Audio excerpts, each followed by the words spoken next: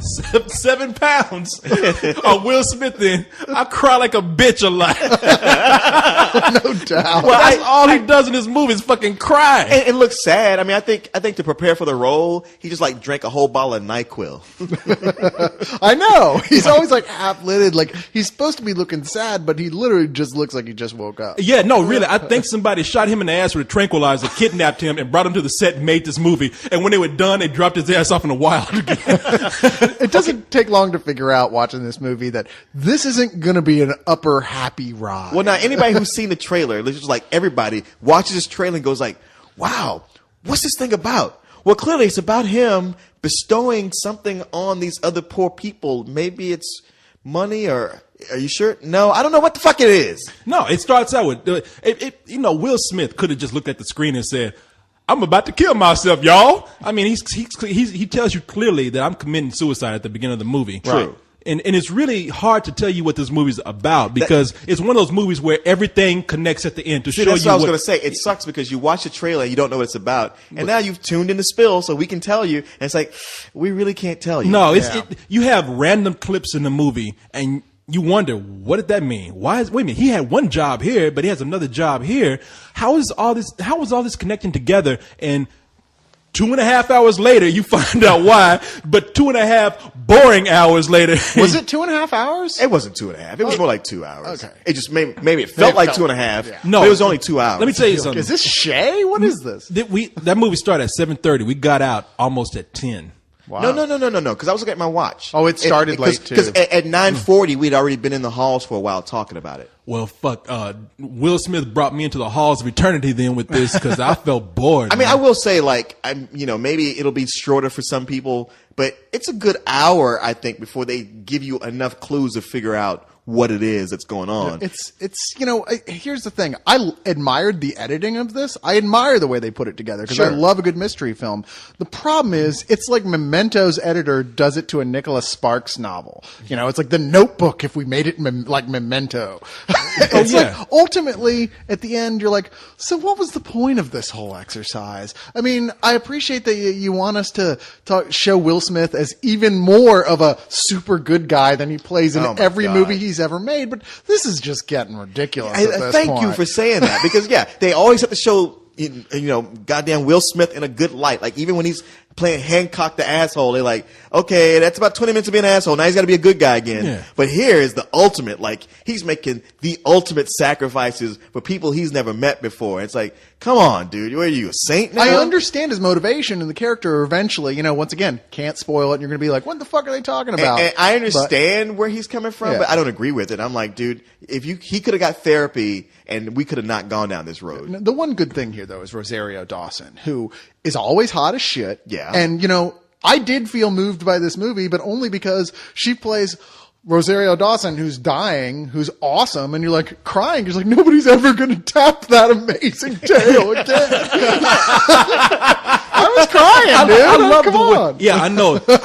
It's like they tried to make her look like the corpse bride. I mean, they put these dark circles under her eyes. They messed up her hair, and I was like, and she's still hot. And I say, no, I'd still do that. Even after that body had died and was cold, a couple of days later, I would still nail that shit. Yeah, that's the thing. There's a point where she totally passes out, and you feel bad for her. But I'm like, if I was walking down the street and she was just laying there passed out, and nobody was around, I'd probably hit that. And but pull out some baby wipes and clean up the evidence.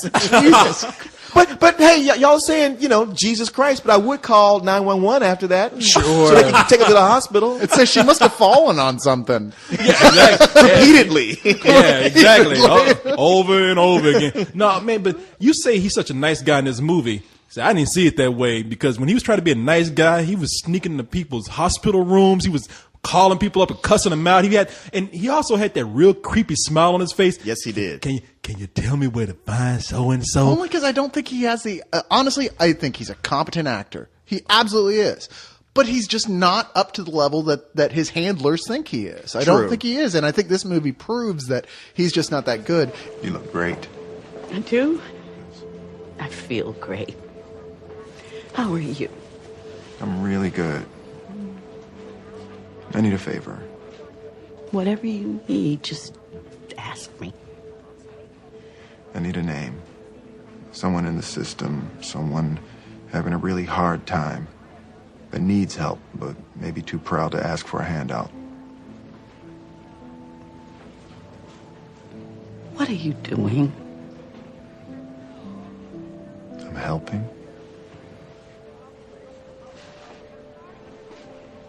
I need a name. Okay. And I might not have even noticed so much if it wasn't for the fact that, once again, Rosario Dawson, bought into this totally and acts, hits the ball out of the park. She's so good in this. I'd actually watch this just for her. Well, see, that's the thing. I've always bragged about how good Will Smith is. I've backed him up for so many years. And he's fantastic for a rapper. And even then, that's a stretch.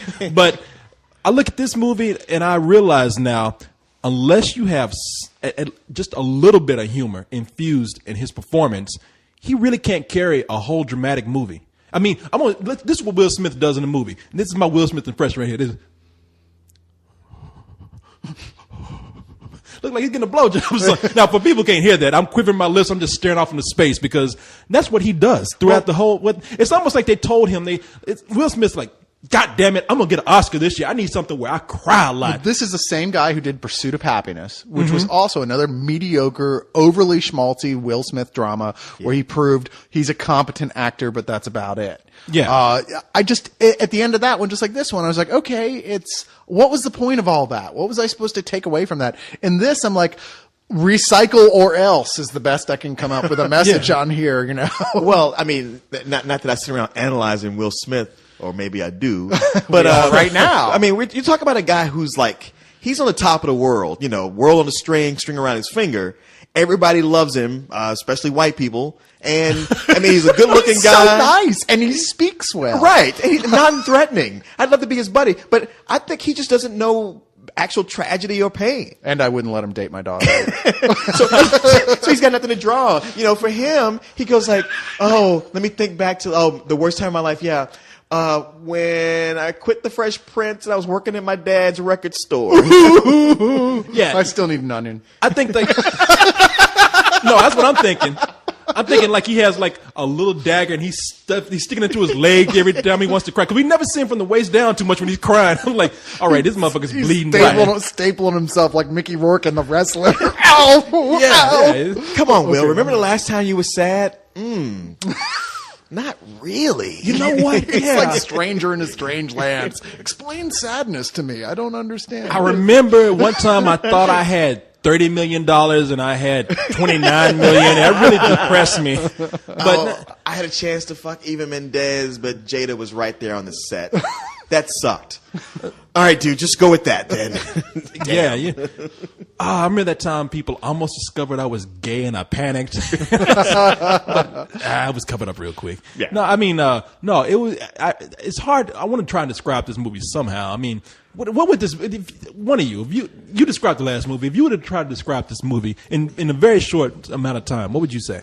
Okay, this is a movie about tragedy. Will Smith has had a huge tragedy happen to him, and they tell you right off the bat he's going to commit suicide. But before he does, he's going to do something to touch the lives of several people who've also had a bad break.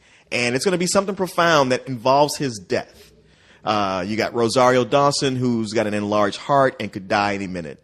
You got Woody Harrelson, who's barely in the movie, really. Yeah. But as a blind guy, who's a really sweet vegetarian. Almost naive and mildly retarded seeming at points. A fine guy. But Will Smith's on a mission before he dies to find these good people and do something. And do something. Make the ultimate sacrifice. Yeah, if you can't put this together at this point from what we've told you, from what's in the trailer, I don't know how to help you. Exactly. See, now that's my problem with the movie. And there's also a Mexican woman who she has by her boyfriend. You know what? That was the flimsiest part. Yeah. Like the way he solves her problem, because he's like, you also need to tell her not to go back to the abusive boyfriend. Yeah. How do you know she's not going to end up calling him? And anyway. Yeah. There's a lot of stuff like this. Like, it's just not all that well thought out.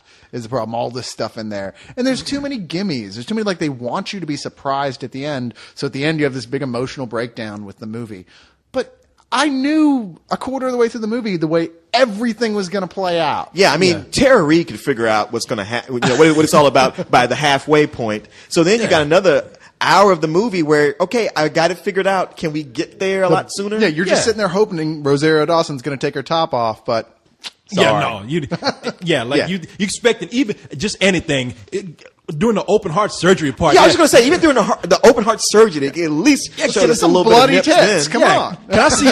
Can I see a bloody nipple or something? You know, but He's going to be freeze framing that shit. Yeah, exactly. I hope they come out unrated cut. You know, just the heart surgery part. But I mean, yeah, short bus full of retarded kids could figure out what's going on in this movie, man. I mean, and that's where the main problem comes in because one, it takes the long way around to tell you a very simple story, which at the end of the movie, it's just a public service announcement. I'm sorry.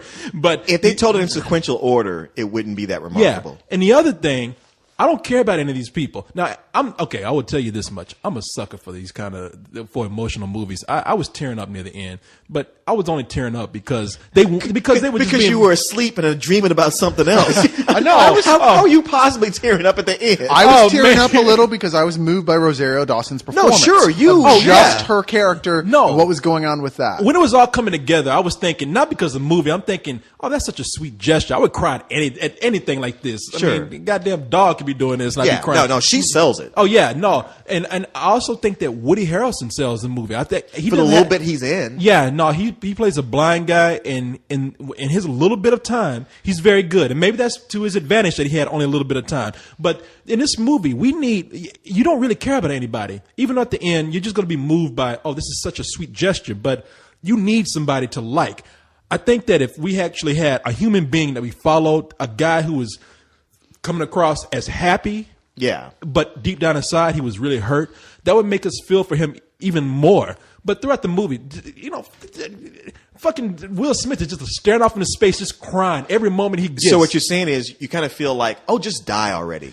Yeah, pretty much. You said you'll commit suicide. If you this fucking sad, here, let me put the gun in your mouth and I'll pull the trigger. The movie wants you to root for him to find a way to not have to kill himself. But I never felt that. I'm just like, can we wrap this up, dude? Seriously. I mean, I know you've got this like uber elaborate like James Bond death plan for yourself. but just fucking put a gun in your mouth. I was thinking that.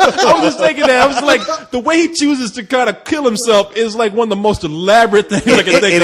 It is. And I hate when I see some kind of elaborate death plan because I'm like, there's so many things that could go wrong with that. And then you just look an idiot with the cop showing up, looking at you going like, what were you thinking? Yeah, good job, Dr. Fives.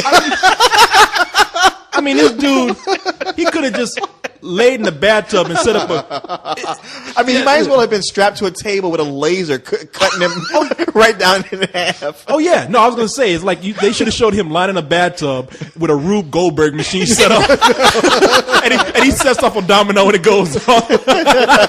That's the last time I use Acme for my products.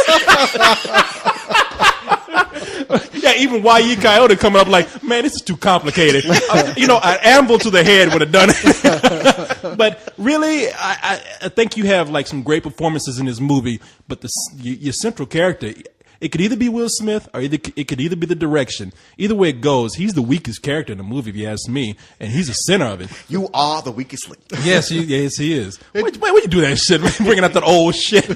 And then these kids weren't even alive when that show was on. It was only like 6 years ago. You're right. Yeah, kids. What's Leon talking about? But on top of that, it's just a movie that is way too long to tell a simple story without any real emotion to it. So just for the reason that I kind of cried near the end, I'm gonna give this a mad. I mean, I'm gonna give this mad. I really am tired. I'm gonna give this a rental.